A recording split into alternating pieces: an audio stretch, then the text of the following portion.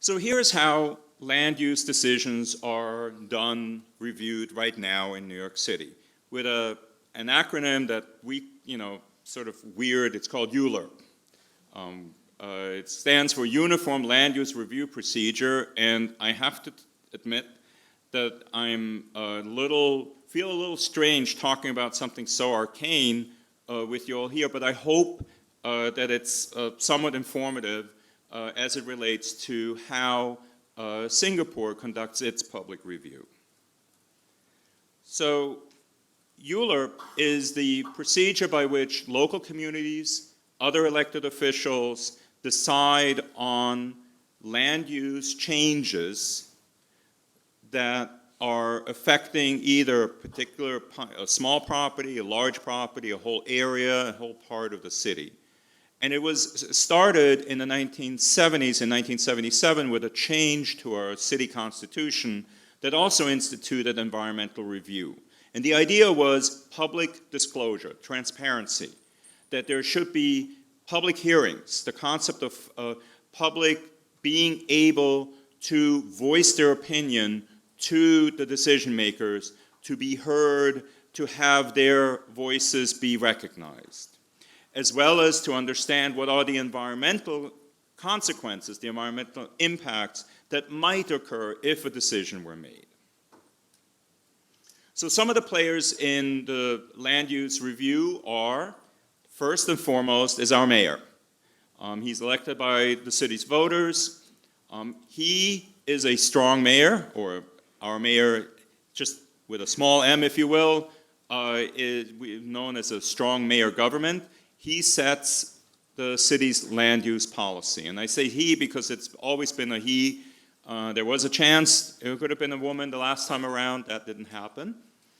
The mayor appoints a majority of the City Planning Commission, which is also a major player in land use, with the consent of the City Council. And very importantly, because he's Alex's and my boss, he appoints the director of our agency. So I have to be nice to him. There's the City Planning Commission.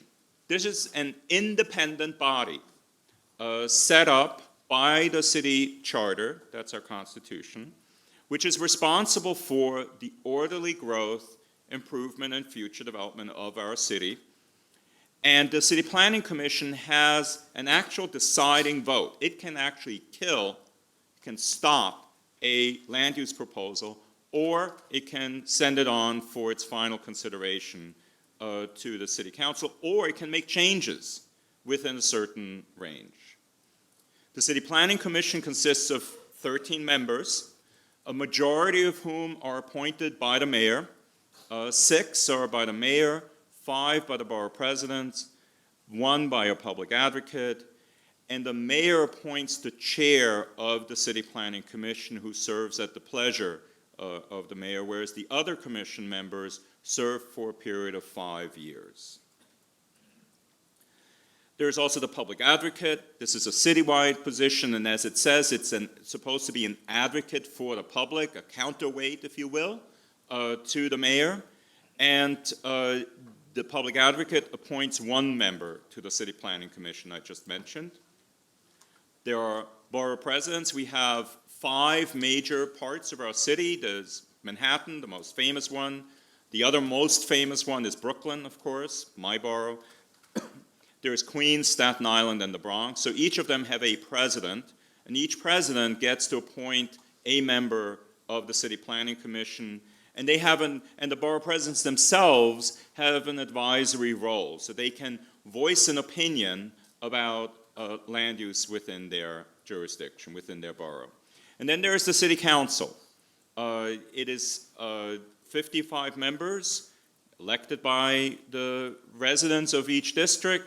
There are about 150 to 200,000 residents per district. And the City Council actually has the final say in the land use decision process. And then there are the community boards. And this is really where the public gets involved. Community boards consist of up to 50 volunteer members, although you can join a committee of these community boards. They represent a district. So there are 59 community districts in New York City. And each one of them has one of these boards of up to 50 volunteers. They're officially appointed by the borough presidents. They elect a chair who speaks for the board and is often quoted in newspapers if there are land use issues. And the community boards have an advisory role in land use policies for their area, for their district. And then there are other influencers, of course. They don't have a direct role in the land use decision-making process, but they have an influence. They speak from the outside. They may speak at public hearings. They may make their voices heard in other ways. And those include other elected officials from different levels. We have state and federal levels, civic associations, business interest groups, and very importantly, individual residents. You do not have to be a member of a civic association of any kind of group to speak as a member of the public before a public hearing of the City Planning Commission or the council or the community board. And then the city agencies, we as bureaucrats also have some influence. So what actions, that's planner speak. What land use decisions are subject to the public review process in our city? It's zoning. Zoning limits what you can build and how much of it on a piece of land. Changes to our city map, so how our streets are built and designed. The sale or acquisition, purchase of property by and for the city. Special permits, and then there are other authorizations and smaller actions that are subject to land use review. And this is a broad chart that displays it. What's significant about the ULURP process is that it's time limited once it gets started. So, but before it gets started, in order to make a change in zoning in a city map or a special permit, you have to first submit an application that describes what it is that is being supposed to be changed. And our job is to review the completeness of that application. Is all the information there for decision makers to make an informed decision? And this is a ministerial review that we conduct, although we do inform applicants often of what is the city policy and the likelihood of success or lack of success for a particular project. We may even suggest changes to an application to make it be more successful, more likely that it either gets adopted or that it can be understood. And eventually, at some point, when it's completed, and that includes also an environmental review, we certify as an agency, it's a ministerial action, meaning there is no discretion here, right? Either the application is complete or not. We certify that it is complete. And it begins this ULURP process, Uniform Land Use Review Procedure, and we often present it to the City Planning Commission to give them a first chance to see this is what's starting the public process, and what are your first questions and reactions to it, although it's just starting the public process. And the first step here is the community boards. They get 60 days, almost 2 months, to hold a public hearing and to issue recommendations.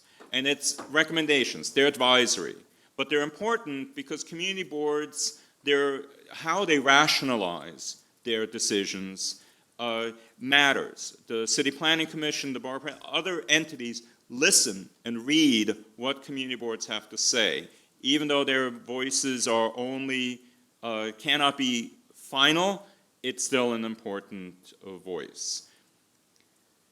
Then there are the borough presidents. Each borough president gets a chance for something within their district to hold a public hearing and to also issue an advisory opinion.